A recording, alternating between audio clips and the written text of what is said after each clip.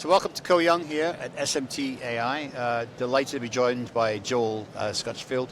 Great to see you again, Joel. You as well, Trevor. Yeah. Here we are again. Absolutely. It's becoming a regular thing, right? Absolutely. And that's good. Yeah. So, I mean, you've got a fantastic suite of inspection systems, ranging from your Zenith, your Neptune, etc., which all tie into the data in the 4.0 debate. Tell us a little bit more. Let's dive into the digitization, Sure. And how you deal with that. Okay. Yeah, it's a great question, Trevor, because there's been a lot of talk, obviously, over the last 4 to 5 years, about how we're going to get there, right? And at what rate? And obviously, it's incremental. Different people are taking different approaches. The definition of smart factory is different to different people. So when you incorporate all of that, for people like us, we have to be a little bit agile in Right. how we approach implementation where the rubber meets the road. Well, you're going to get different systems. I mean, are many people, for example, getting on board with the CFX protocol? Yes, yeah, it has been a great addition to the industry, in my opinion, and I think we're nearing the next phase of adding more events and truly making it, taking one step closer to that tool that can allow us to seamlessly communicate with anybody in this room right now. Really? Right, for the automatic adjustment, self-healing initiatives, which I think is still where we want to try to get to, right? Yeah. We're not there yet, right? We're not there yet, and that's another element to the whole implementation piece that's a little bit of a, I won't say it's an outlier, but it's a separate piece to all of that. We have the KPO tools, right? The printer in particular, where we're giving the customer the ability to control speed, pressure, and release on their Right. on their stencil printing, and again, implementation is different than the conceptual idea that we're moving fast in this direction. And what we're seeing in some cases is there's a little bit of a disconnect internally with some of these companies, large and small, in terms of what the overall objective is, what the goal is, what the timeline is. Right. And what I mean by that is we'll show up and we're ready to go. And the customer's just not ready. He's not ready. They're just not ready. He's still digging in foundations. The people aren't ready. Yeah. The base training. The people have changed in some cases.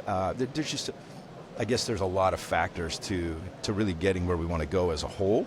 I like to say half the people are basically half the way there, right?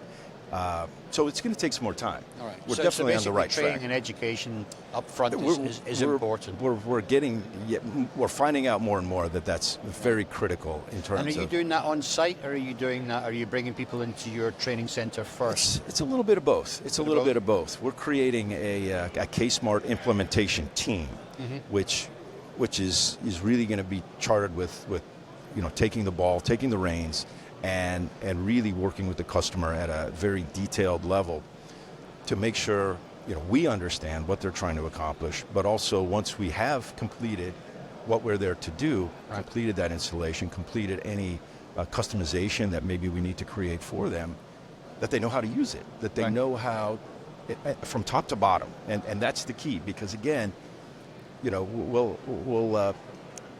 we'll have customers come in and they're bringing people from the director of ops to the operator on the floor, and sitting in the meeting room together. They have different ideas and different answers to our Right. questions as far as how things are really being done, Yeah. where they're at, are they really using the data the way we intend and they intend, and we're getting different answers for that. Then that tells you, okay, we've got some work to do. Got right? some work to do.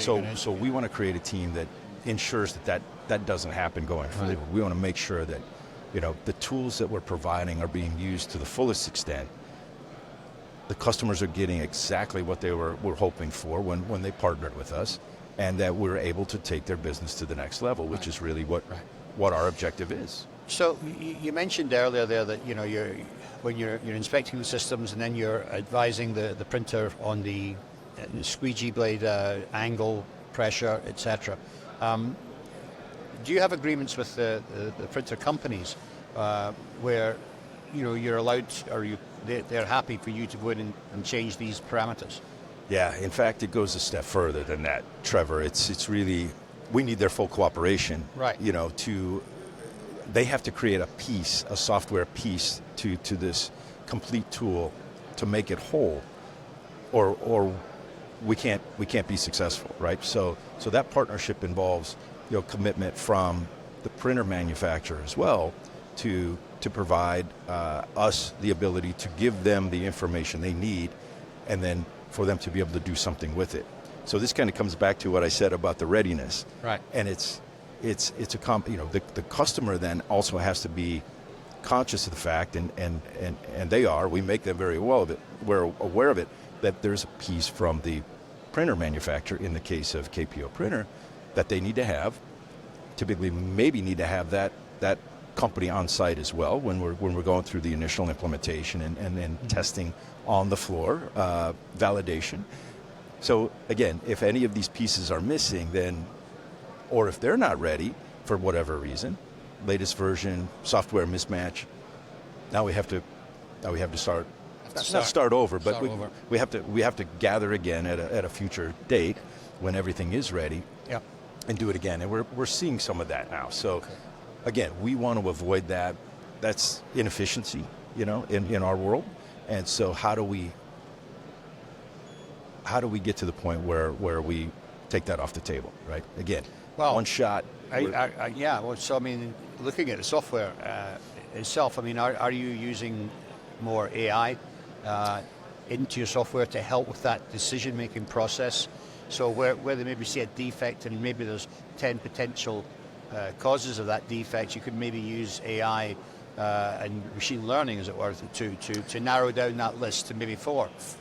Absolutely, and from our many conversations on the KPO mounter tool, that's really the impetus behind the optimizer piece, right? So on the front end, we had the analyzer where we're basically doing an automated DOE to come up with those parameters, right, to manually set, and then the monitoring piece, which again monitors hotspots, again trends, anomalies, that kind of thing, to again manually say, hey, you have a problem over here, go make this adjustment, and that'll go away. To the final piece, the optimizer, which is strictly AI controlled, if you will, driven, where it's taking all that information and automatically making those changes, adjustments based on the trends that it's seeing. Right.